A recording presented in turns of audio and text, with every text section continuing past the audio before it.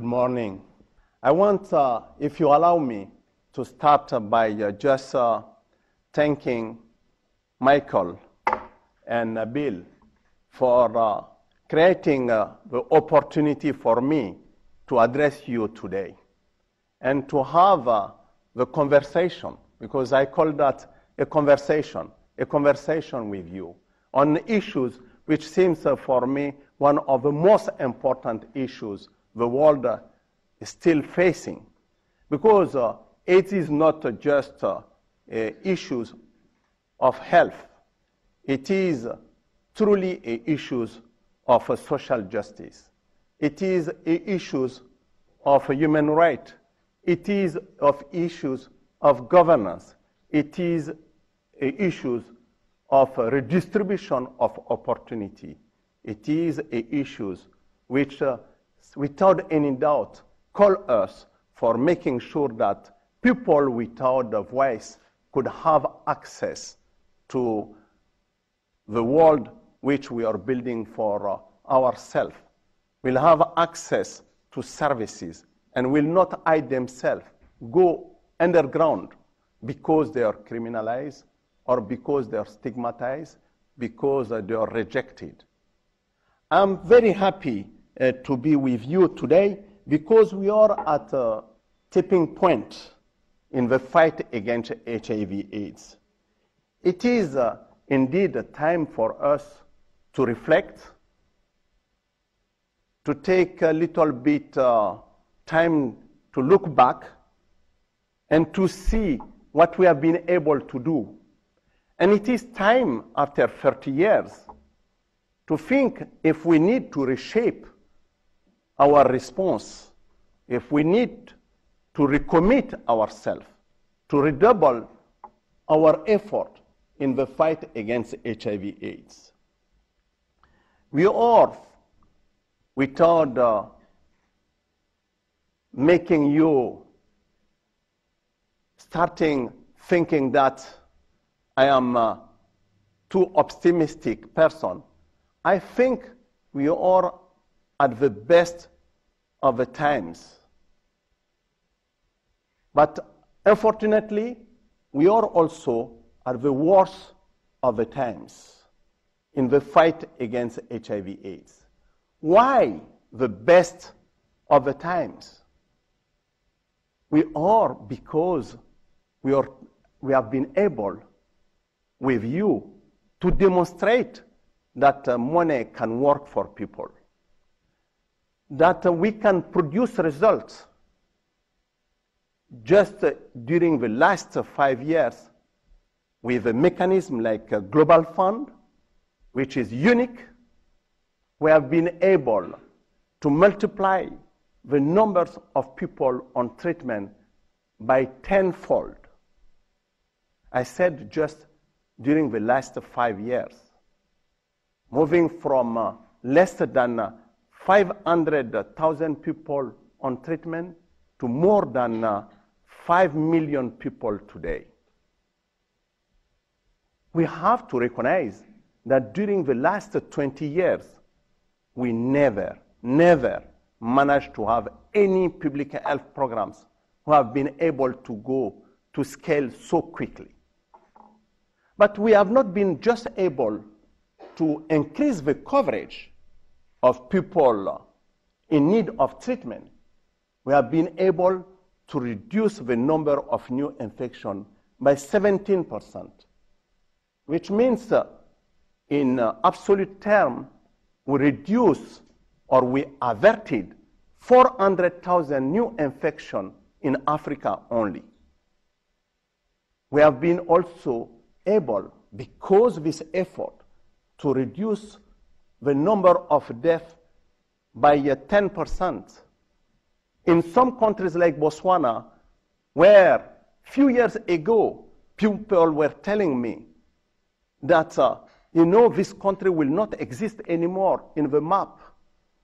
In 2010-12, you will not have Botswana, you will not have Swaziland, because this country was having more than 30% of people living with HIV.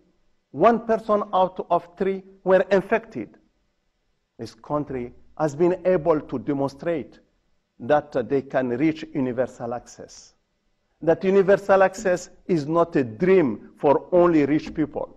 That universal access can be possible even in the poor setting. They have more than 95% of people on treatment today. They have been able to virtually eliminate the transmission from mother to child. They have been able to reduce mortality by more than 50% due to HIV. That is the best moment we are in today. And I want to just say that it's not just by increasing the coverage, by reducing the new infection, but what we are seeing also is that young people can take the lead in prevention. We were considering them as just passive beneficiaries of our programs. In last year, the report I share, or this year, I share with the world, revealed clearly that more than 15 countries, the most affected and infected, we had a reduction by 25% of prevalence amongst young people.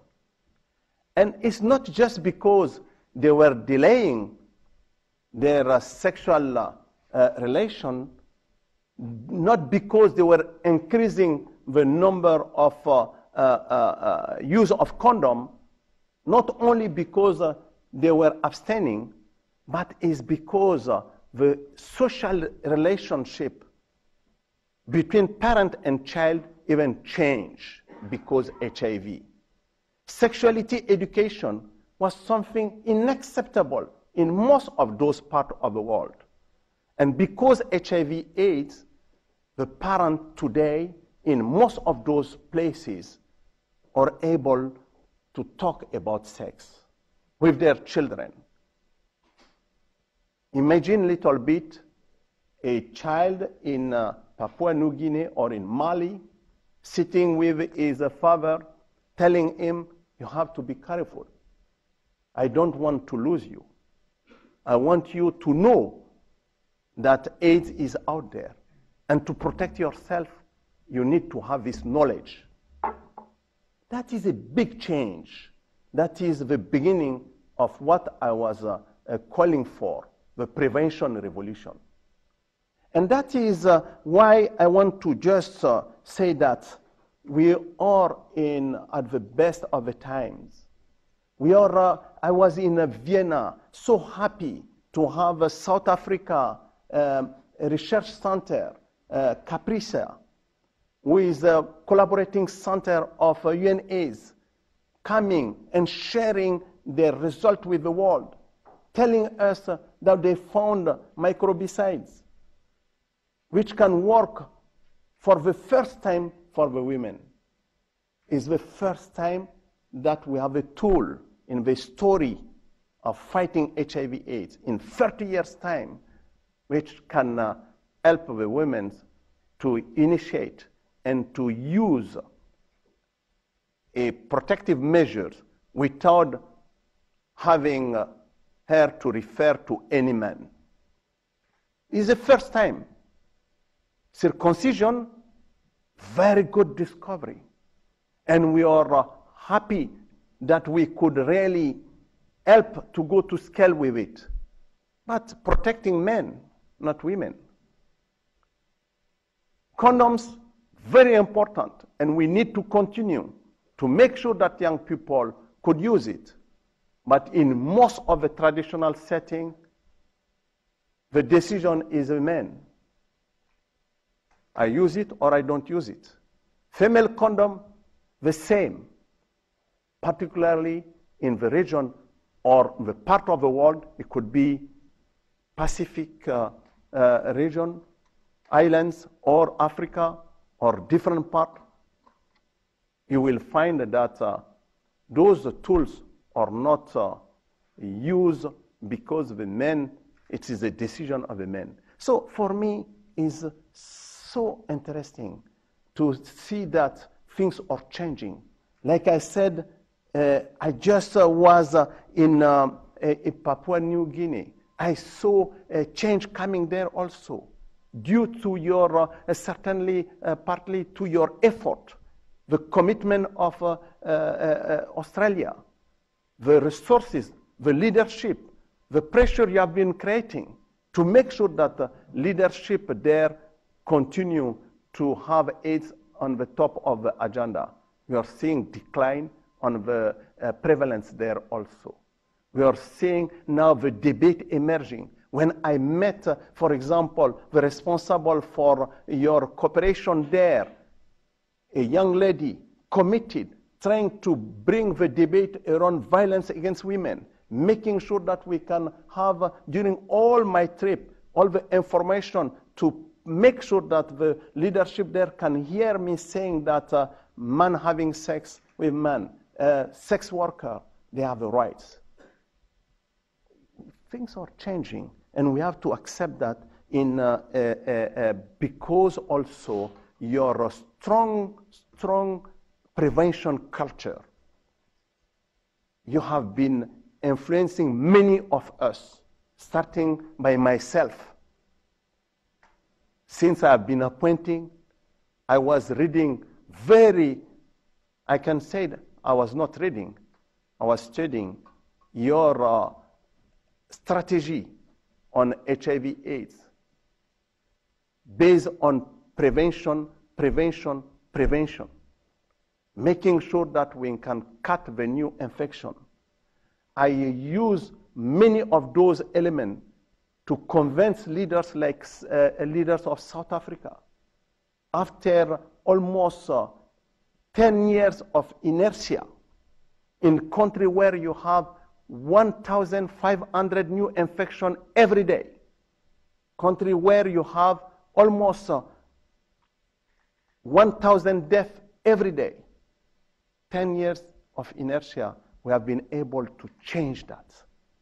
Today, the leadership of South Africa is completely in.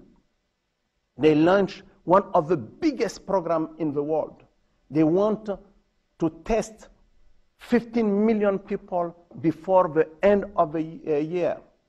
And they don't want just to test them for HIV. They're using HIV as an entry point to make sure that they can test for blood pressure, test for level of sugar, test for the TB, test for hemoglobin levels, anemia, and make sure that when the woman, she's found HIV positive, test her also for cervical cancer. That is the beauty of using HIV/AIDS, leveraging that one, making sure that you become not just a force sitting in the corner, but taking it out of isolation, make it a catalytic force for transforming all our health response. Making 15 million people knowing their health status is so important. But let me tell you also that it was not just results. We have been able to break the conspiracy of silence.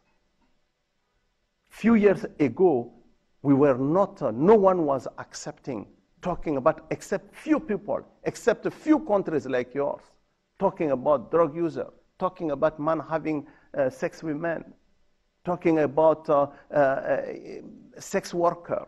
Almost people are at risk. People were refusing. Today, we broke the conspiracy.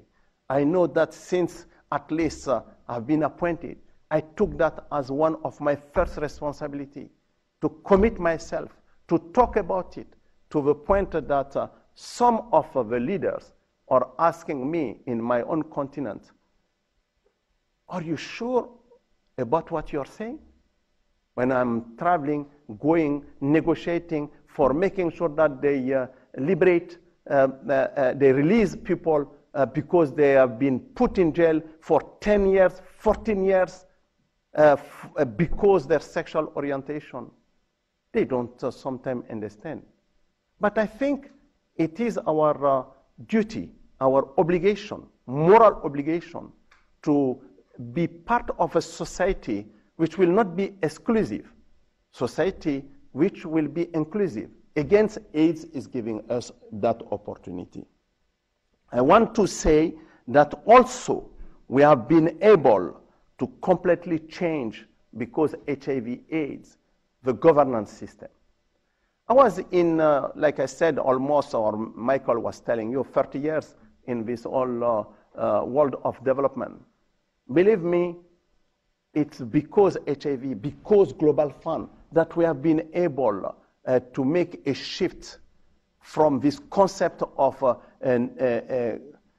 government ownership to national ownership by creating a public-private partnership, by making sure that civil society can have a voice, by changing completely the monitoring system, by reinforcing the accountability mechanism, by fostering public accountability so people can ask for social change.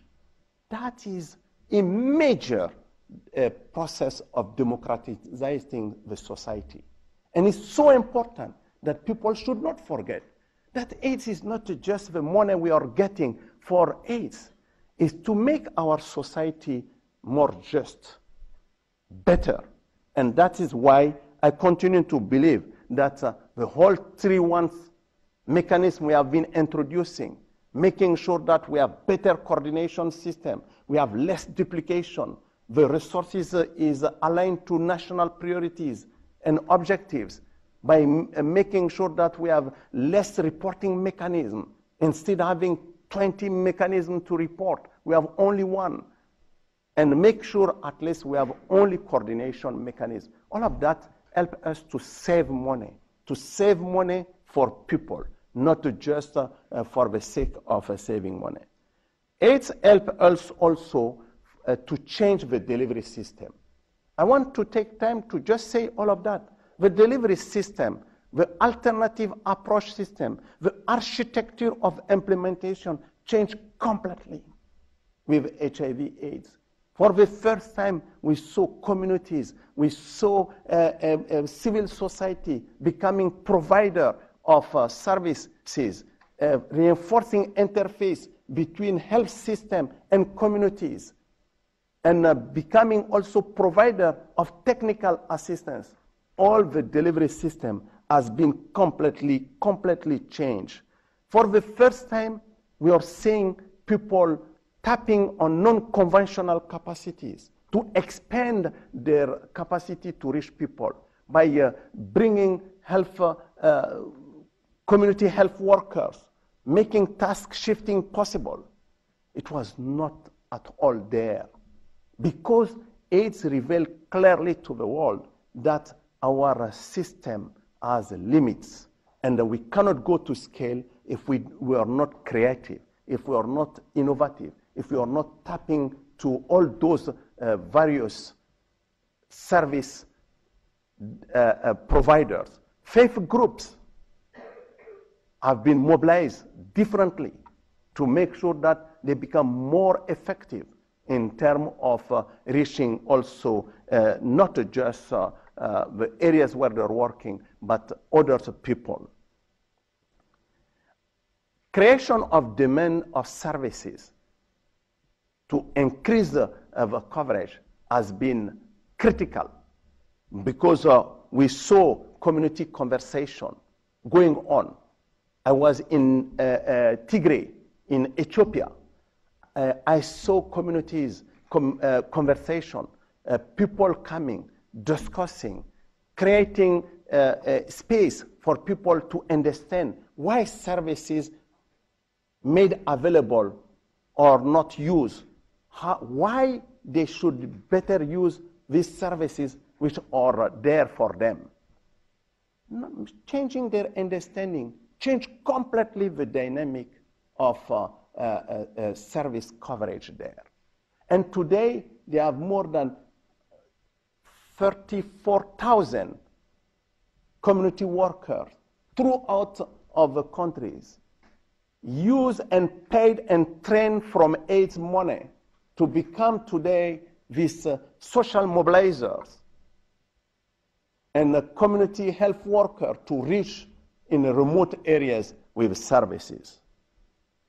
I think we have been able also in Kenya, in South Africa, to foster the link between scientific evidence and social change by taking, for example, the case of circumcision.